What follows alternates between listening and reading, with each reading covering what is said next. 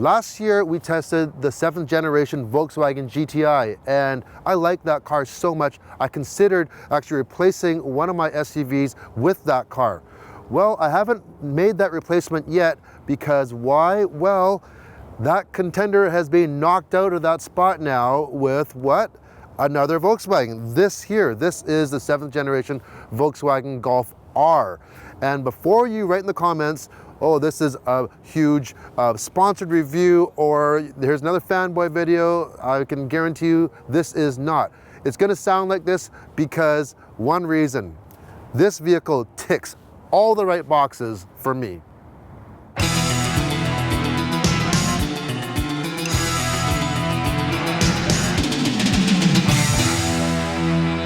The first box that it ticks for me is the appearance, the overall appearance.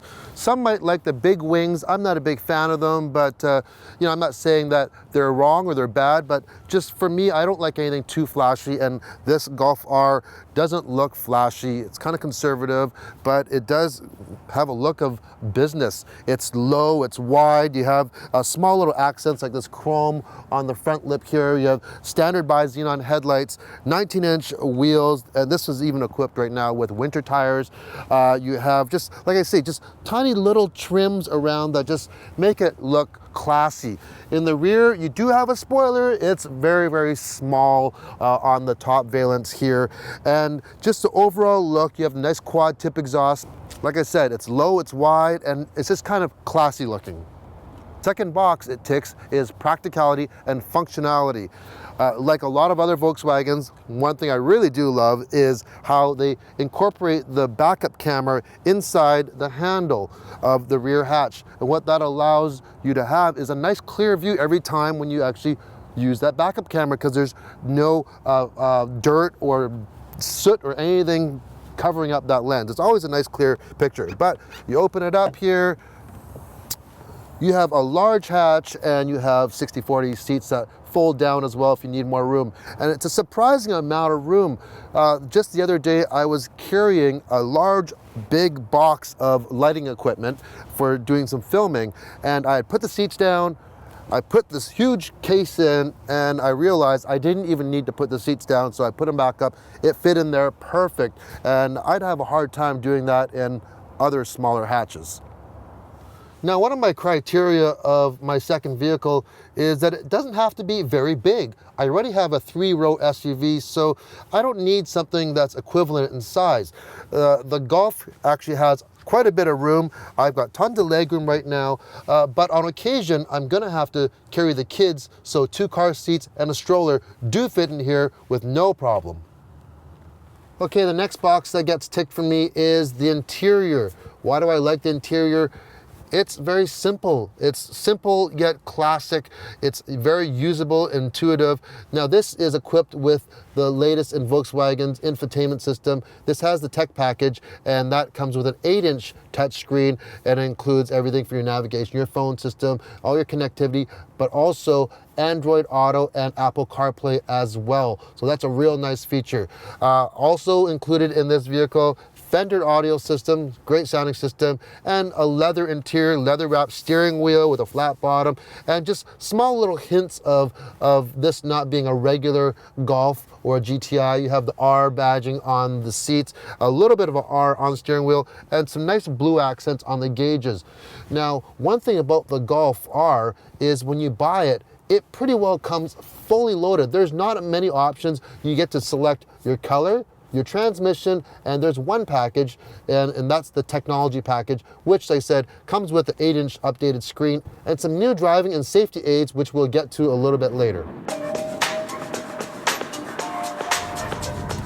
Okay, most car test reviews don't start out with a car full of family members, but this is one of the boxes that I'm ticking as well, because this car, if I purchase this car, it's going to be kind of used for family use as well. Not as much as we're going to use the 3-row SUV that we have, but on occasion there will be times where we will have the car seats in the back and the stroller and the diaper bags and everything else like that. So As for room, it does have enough room for the car seats. Now you have to remember now, with car seats, you don't actually just need leg room, you actually need the room from the seat back to the back, because for the rear facing, you have the seat back of the car seat that comes really far forward, and for the front facing, you have your child's feet. So is there a lot of room back there? There's not a ton, but like I said, this is not going to be used primarily to haul the kids around, but on occasion. So this new 7th generation Golf R is based on the new MQB global platform, and that's the same platform as, of course, the Golf is, the new Jetta, and the upcoming Tiguan as well. The nice thing about that platform is it allows the vehicle to be bigger, stronger, yet lighter. So that stronger part works really well for the Golf R, for the performance aspect and the suspension. But also on the MQB platforms, you get a lot more content, you get a lot more safety features. We talked about on the interior that this one has a tech package. Now that's the only package you can buy, as I mentioned, and what that gives you, once again, you get the 8-inch screen. You also have a lot of safety features that come with the tech package, and one of them is lane keeping assist, where it will actually keep you within the lines. Here we're on the freeway and hands off, and it's gonna keep me within the lines. Also what it has is adaptive radar cruise control. Right now I've set it with the cars in front of me. You can set your distance. That's a great feature as well. Other things that it has is a blind spot monitoring system, frontal collision mitigation, and also rear traffic cross alert when you're backing up.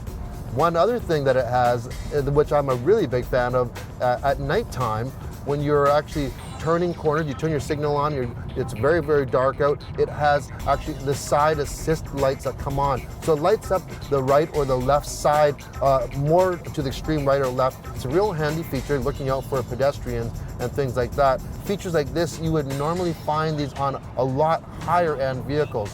One thing about the Golf R, it is a very good value. That's another box that it ticks on my list. I like value, and how much is it? Well, just under $40,000. There's not a lot of options you can buy. You can choose your transmission, your color, and whether or not you get that tech package. Now, if you compare that to the competition, you have the Audi S3, you have the Ford Focus RS, the new one. That does have a little bit more power, or maybe something like the Subaru STI. Those are all very similar cars, and to equip them to the same as what this Golf R is, you're looking at thousands and thousands of dollars more money than this. So before we get into the performance aspect, let's drop off the family. Okay, now we've dropped the family off. Let's start talking about the performance and get a little bit more spirited drive. So the Golf R has a 2-liter turbo 4-cylinder engine, pretty well the same size as the GTI, except the Golf R puts out 292 horsepower and 280 foot-pounds of torque, which is quite a bit for a car this size. Would I like more power? Of course, you could give me 500 horsepower and I would still want more. Ideally, coming from a BMW background, I had a 335i Xi coupe, and I had the Dynon package on there, which bumped it up to about almost 390 horsepower. Now, if people are watching this, if you know anything about this Golf R, is there a certain a package that you can get for that, even aftermarket? I think this car would be great with another 50 or 60 horsepower for sure, but as it is, it still is very, very good. It's more than enough power to have a lot of fun. So that power is matched to either a 6-speed manual transmission or a 6-speed DSG transmission, which we have here. Normally, I would love to have a manual transmission, but if I were buying this car, which I may, I would probably opt for the DSG, just for the fact that this is not just going to be a fun toy car, it's going to be an everyday driver. And if you're like me and a lot of people that are driving in rush hour traffic a lot of times, I'd like to have that the automatic transmission, especially with that adaptive cruise control. That actually works all the way down to a stop. So when you're in that stop and go, or just driving along at 5 miles an hour, that type of traffic, you can set the cruise control and you don't have to do anything. The car will just kind of drive and brake for you, and it makes it a lot easier for those kind of stressful, boring drives.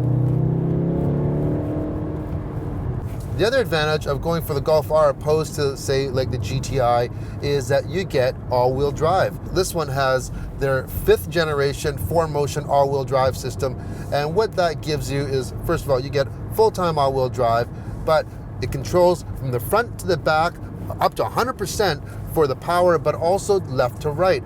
And with the new system, what it does, it can use all types of data to predict where you're going to need the power even before the tire slips, giving you even better handling and better traction.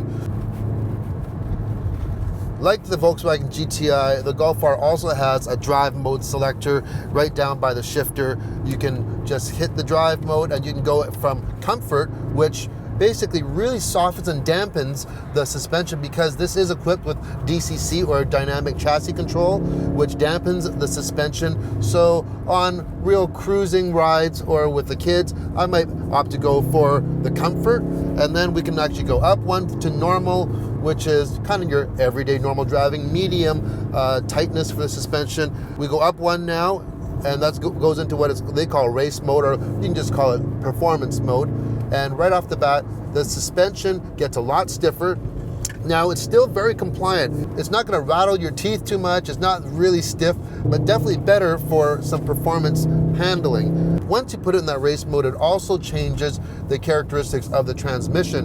And with the DSG here, what I really like is the transmission has very, very crisp shifts, but also I like that on the downshifts, it kind of predicts very well when you're going to need that downshift, when you're stopping or slowing down, or when you're entering a corner.